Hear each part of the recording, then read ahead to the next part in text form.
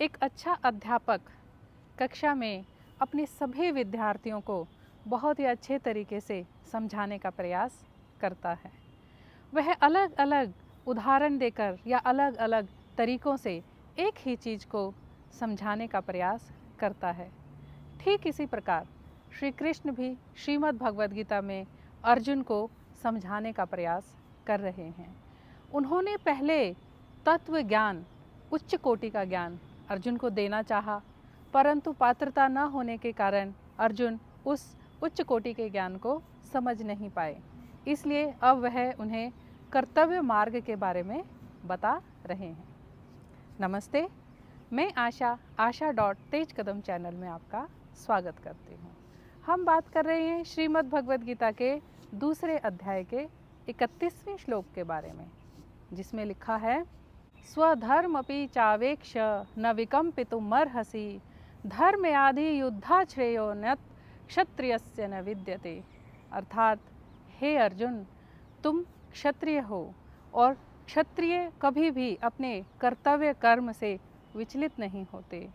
तुम्हें कर्तव्य के अनुसार भी अपने कर्तव्य कर्म का पालन करना चाहिए, यानी युद्ध करना चाहिए। इस श्लोक में भगवान श्री कृष्ण अर्जुन को याद दिला रहे हैं कि तुम क्षत्रिय हो और क्षत्रिय का मुख्य कर्म होता है युद्ध करना।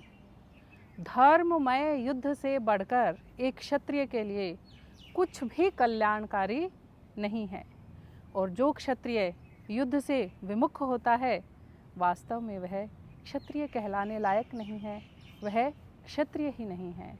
इसलिए हे अर्जुन, उठो, अपने कर्तव्य को पहचानो और अपने कर्तव्य कर्म का पालन करो। अगर हम शास्त्रों की बात करें तो सामाजिक वर्ण व्यवस्था के लिए 4 वर्णों का वर्णन मिलता है, जिसमें पहला है ब्राह्मण, दूसरा क्षत्रिय, तीसरा वैश्य और चौथा शूद्र। इस श्लोक में श्री कृष्ण दूसरे वर्ण यानी क्षत्रिय वर्ण की बात कर रहे हैं। इसी अध्याय के 7वें श्लोक में अर्जुन ने भगवान श्री कृष्ण से पूछा था कि हे केशव, मेरे लिए जो कल्याणकारी मार्ग है वो मुझे बताइए। और अब 31वें श्लोक पे श्री कृष्ण अर्जुन को उसके लिए युद्ध को ही कल्याणकारी मार्ग बता रहे हैं, उसका कर्तव्य बता रहे हैं और कर्तव्य पालन के लिए प्रेरणा दे रहे हैं। वास्तव में इस श्लोक का भाव यह है कि अर्जुन एक योद्धा है और योद्धा का मुख्य कर्म होता है अपने राजा और प्रजा के हितों की रक्षा करना। क्षत्रिय यानी क्षय से बचाने वाला और अपनी प्रजा को और राजा को नुकसान से बचाने के लिए युद्ध विकल्प उसके लिए कर्तव्य है। युद्ध करना योद्धा का कर्तव्य कर्म है, कल्याणकारी कर्म है। अब हम ये देखते हैं कि अपने कर्तव्य का बोध अर्जुन को होता है या नहीं, आगे जानेंगे अगले श्लोक में। तब तक के लिए जय श्री कृष्ण।